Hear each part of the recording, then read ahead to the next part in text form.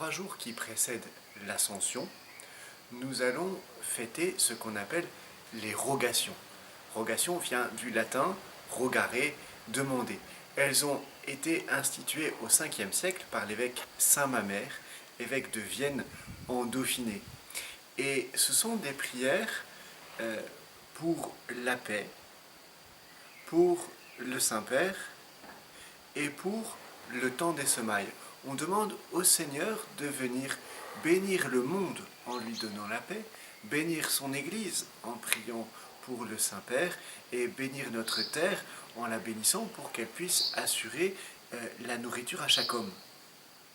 Eh bien, si on actualise ces rogations, quand on voit l'urgence de la question écologique, de la préservation de ce que le pape François appelle notre maison commune qui est la terre, quand on voit les conflits armés, les tensions politiques qui augmentent, pensons par exemple aux tensions entre les États-Unis et l'Iran, quand on voit les difficultés que notre Église traverse, les crises multiples, celles des abus entre autres, combien on a besoin de prier pour l'Église et pour le pape.